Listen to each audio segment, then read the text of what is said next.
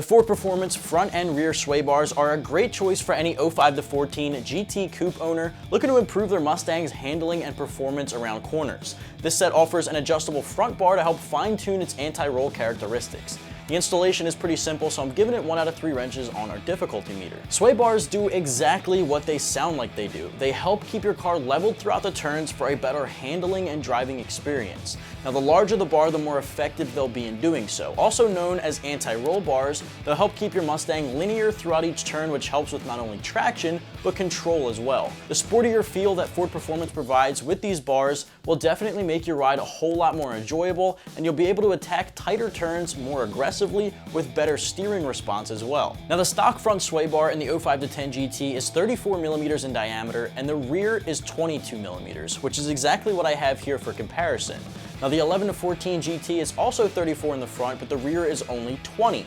These upgrades from Ford Performance have a small bump in the front to 35 millimeters, while the rear is 22. So this is actually going to be the one from Ford Performance, obviously, because it's blue. And the black one you see next to me is a rear sway bar from an 05 to 10 GT, which is also 22. You can see that they are both the same size and diameter. This one is made from a lot more of a heavy-duty steel, including its urethane bushings as an upgrade as well. So this, although is the same size as your 05 to 10 GT sway bar, it's definitely going to be a huge improvement quality-wise. This is 2 millimeters bigger in diameter than your 11 to 14 option, so you're getting a clear upgrade there as well. Now, the adjustments in the front sway bar allow you to fine-tune between a super firm setting for a stiffer ride quality and least body roll, while the middle setting is a more neutral balance and the softer setting for a more fluid ride, which you can see in the corners up here.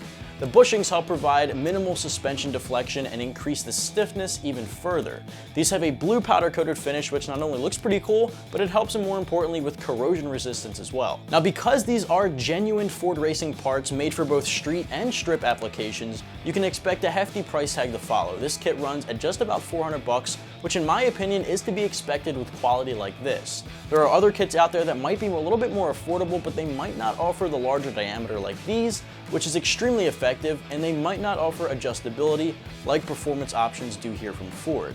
Now, it definitely depends on what you're looking for from your ride and from your upgrade. The installation isn't too bad for these, getting 1 out of 3 wrenches on our difficulty meter. From start to finish, you're looking at about 2 hours or so with simple hand tools like a ratchet and socket set, a jack and jack stands, and maybe some PB Blaster or WD-40 for the bolts and bushings if they're giving you a little bit of trouble. You can tackle the rear sway bars first by jacking up the rear end and supporting it on jack stands. Remove the rear wheels to gain access to the suspension components. Start by greasing up the bushings on end links and bolting them down to the factory locations where the middle brackets were located before. Grease up the sway bar bushings and put them onto the bar, then mount the sway bar onto open ends of the end links and tighten them down with your Torx bit. The brackets for the ends of the sway bar will sandwich the bar between the outer bracket and the inner plate at the bottom of the shock on each side. Once the sway bar is secured and torqued down to spec, you can throw the wheels back on and drop the rear end down.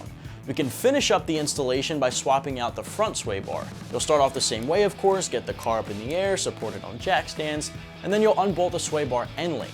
You can just remove the factory sway bar by removing the 2 nuts on the brackets on each side.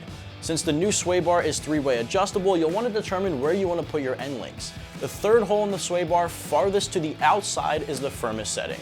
The middle is more neutral, again, like I said earlier, and the inside hole is the softest. Now, I'd suggest the same thing here, putting it in the middle to see how it feels when you make your adjustments later based on your preferences. Grease up the bushings and put them back on the bar, then attach the bracket. Slide the bar into place and bolt it down to the middle stud, then attach the end links to the struts.